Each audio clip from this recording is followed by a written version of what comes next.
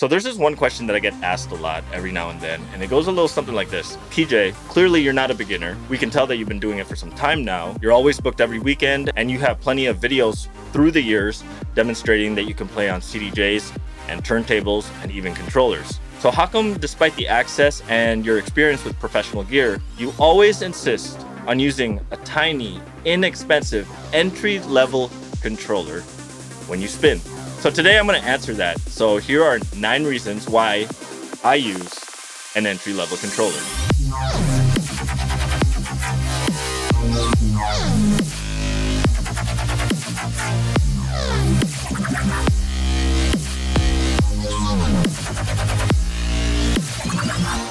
Number 1, I can carry all of my gear into the club in one take. So what does that have to do with having a tiny, small entry-level controller? Well, it fits in a small case, not a big coffin. And what you have to understand is I take a guitar to a lot of my gigs. So that means I have the controller in one case. I have my computer in this backpack. I have my guitar's multi-effects and accessories in this backpack. And of course, my guitar. That's 4 items, and that's not including if I bring a camera. And the truth is, here in Iowa, 90% of the bars you work at is BYOG, meaning bring your goofy ass to the club. Just kidding. It means bring your own gear. So a lot of times I got to go a flight of stairs, and it's not really that easy to go drop off your stuff and then go back to the car and then haul another set of gear. So when I have a small controller, I can actually take all this gear in one take. Number 2. I can fit my controller, in this case, inside a large suitcase. So let me paint this picture for you. Sometimes it's not always possible to get the gear you want on your tech rider. And personally, I even play in some places, remote parts of the country, where a good set of CDJs are actually not available. I remember in Jacksonville, South Carolina, I want to say, or North Carolina. I don't remember. Anyways, the most up-to-date gear the production company had was a TTM57 and CDJ 800 Mark IIs. So sometimes I don't have access to gear. But even if I do have access, it's cool because I can use my own stuff that I'm very, very familiar with. And I'm also confident with the condition because I'm the one who's been taking care of it. Number 3, I often tell people, in fact, I kind of preach about this, that it doesn't matter what kind of gear you use. It's how you use it. And one of the best ways to actually convey that message is actually to live by it. So my thing is that I'm showing people that you can use cheaper entry-level gear and use them in a professional setting. It's all about how you use it, not always about how expensive the gear is and how many bells and whistles it has. Number 4, the negative wow factor or lack of wow factor, because truth be told, you are going to get judged for using an entry-level controller. That in itself is actually part of the show. You're bringing what most would consider is just a little toy, something that most DJs wouldn't consider as real gear. A lot of DJs are going to judge you. So listen up. First off, who cares what they think? And secondly, blow them away. Blow them away with how you use your entry-level controller. It's that simple.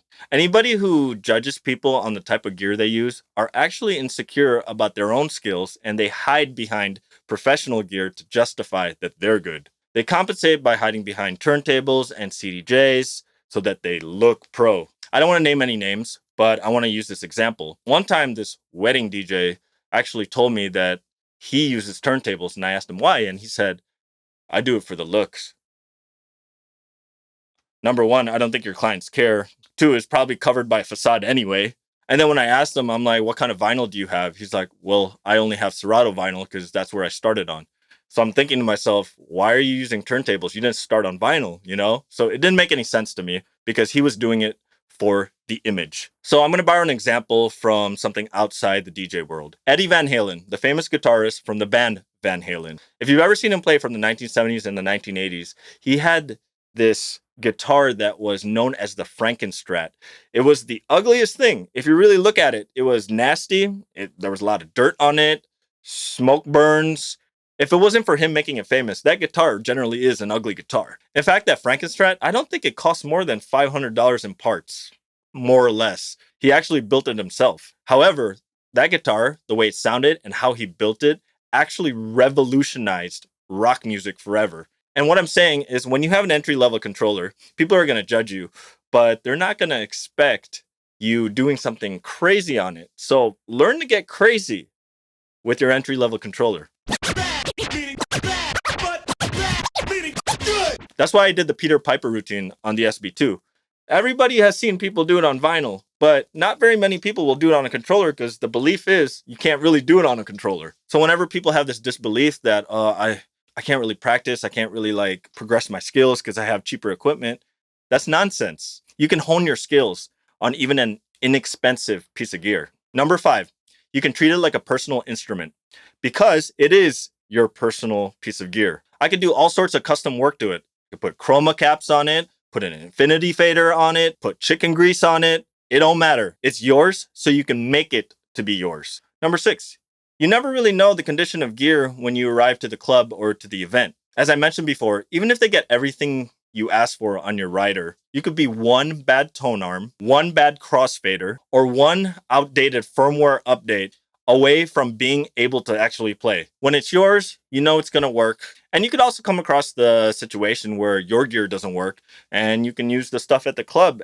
as the backup. Number 7, DJs are disgusting. The gear at the club or the event has been exposed to all sorts of fluids, including moisture, sweat, alcohol, saliva, semen, or maybe he didn't wash his hands after he went to go tinkle. Just think about how many people actually touched that in-house gear that you're so happy to use every weekend. Number 8, it's so inexpensive, I can actually afford a backup. I own a DDJ-SB2 and an SB3, and they cost $250 each. So for the price of a pair of headphones, I actually have a backup unit, and if one had to be sent in, I can use the other one in its place. When you have a $600 or $1,000 controller, it could actually be difficult for some folks to afford to buy a backup controller that's equivalent to that one.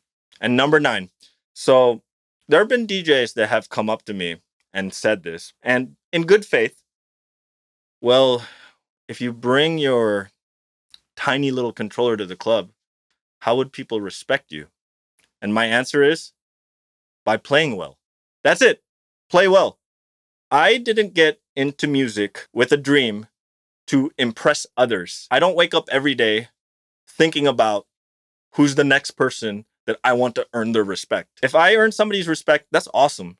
But I don't go out looking to impress others. I feel it's more liberating because instead of trying to uphold an image or trying to live to the standards of other people, I can focus on being creative and thinking about what makes me happy and how I want to play. For me, and maybe it's different for others, it actually keeps my thoughts and my mind from ever veering away from growing because I'm not busy trying to fit into a status quo. That's kind of why I don't even identify as a DJ. I just want to do it my way, maybe with my guitar, maybe with some instruments, and not just following how everybody else has been doing it and playing how everyone else has been playing with music that everyone else is playing. So there you have it, folks. Those are my 9 reasons why I use an entry-level controller. If you guys agree with me or don't agree with me, be sure to leave it in the comment below. Would love to hear you guys' thoughts on this subject. And as I promised, I know that I was supposed to do a DDJ 400 demonstration video, and that is coming very, very soon. I'm going to actually film that this Saturday. Hope everybody had a good Halloween. And if it's your first time here and you like this video, be sure to hit that subscribe button and be sure to click that little bell icon so you get a notification the next time I upload a video. All right, guys, thanks for watching. Take care.